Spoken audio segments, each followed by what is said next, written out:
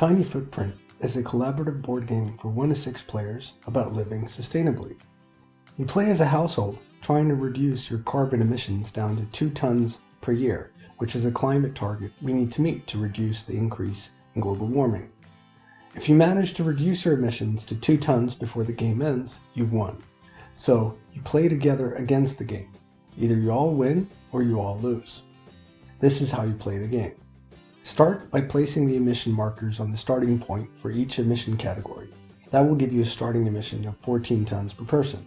This is the average emission for an American. Then you choose your residence. In this example, you live in the countryside, which means you need to increase your transport emissions by 4. But you consume less than the average American, so you get to reduce your consumption emissions by 1. Then you choose your lifestyle. There are 3 difficulty levels to choose from: normal, tricky, and hard. In this example, you choose to draw a tricky lifestyle, and you got the lifestyle homebodies. So you need to add 3 in emissions for housing, but you get to reduce 3 in transport emissions. You then get your action pawns, which you will be using during the game to perform your actions. In this example, you're 4 players, so you get 3 action pawns each. Now it's time to choose your individual characters. There are 4 categories to choose from: mothers, fathers, daughters, and sons. Every character has unique capabilities. For instance, the selfie star gets to start the game with 1 additional action pawn. The character cards also show you how many resource cards you get each turn. Father Foodie gets 1 gray discipline card, 1 green commitment card, and 1 yellow finance card at the start of each turn.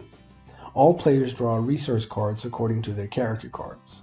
The resource cards act as a form of currency in the game, but they also offer actions you can choose to perform, like draw 3 green resource cards, or give 1 of your mission cards to another player. Now it's time to draw mission cards. In a 4-player game, you draw 2 mission cards each per turn. These are the missions you need to complete to reduce your emissions.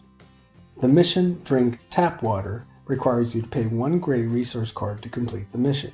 When you do that, you get to reduce your food emissions by 2. In the mission card deck, there are also adversity cards that can cause problems. If you draw Dad Overslept, all Dad characters in the game need to discard their yellow resource cards. There are also bigger missions, like switching from a hybrid card to an electric.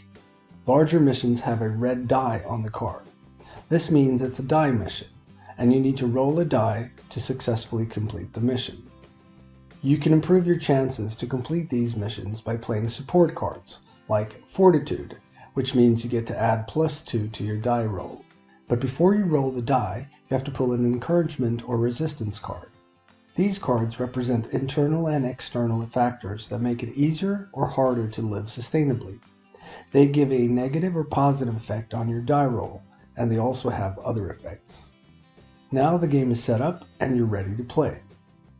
There are always 3 actions to choose from: take a card, take 3 cards, or play a card.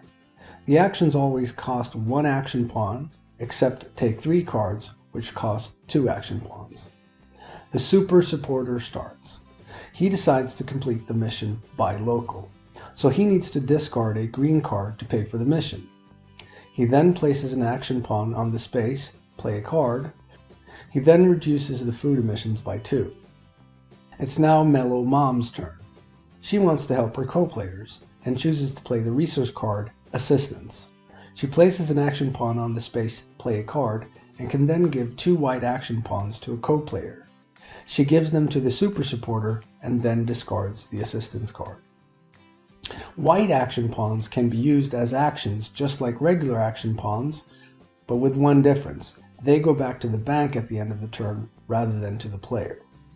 Now it is the Culture Kid's turn. He wants to play a mission. He has 2 mission cards: Eat Chicken and Switch from Hybrid to Electric.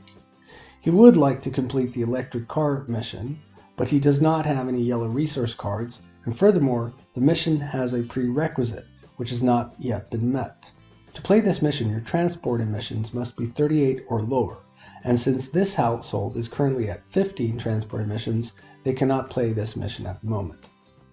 So instead, he chooses to play Eat Chicken. He places an action pawn on Play a Card and pays the resource cost for the mission, which is 2 green resource cards. and he asks the other players if anyone wants to play a support card to help him complete the mission. The gamer girl wants to help, so she plays the support card Fortitude. They now have +2 on the die roll, but first they need to draw an encouragement or resistance card. They draw the card Environmental Labeling, which has 2 effects. They get an additional +2 on the die roll since it's a food mission, and everyone immediately gets to draw a gray resource card. The culture kid rolls the die, and he gets a 1, but with +4 on the die roll, the total is 5. They read the die roll table on the game board and see that the mission is a success. They get to reduce their food emissions by 3, and then they discard the mission card. It is Gamer Girl's turn, and she wants to draw cards. She wants to maximize the number of cards she draws, so she draws 3 cards for 2 action pawns.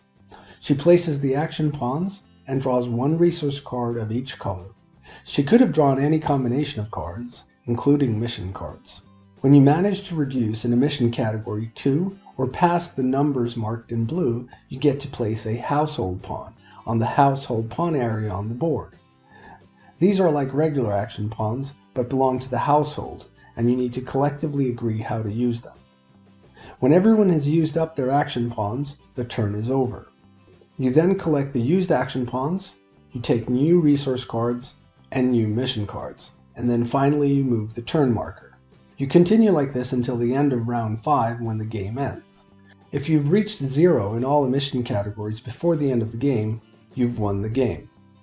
If there are still missions left when the game ends, you've lost, and you need to try again in a new game, but maybe this time in a different residence, with a different lifestyle, and with different characters.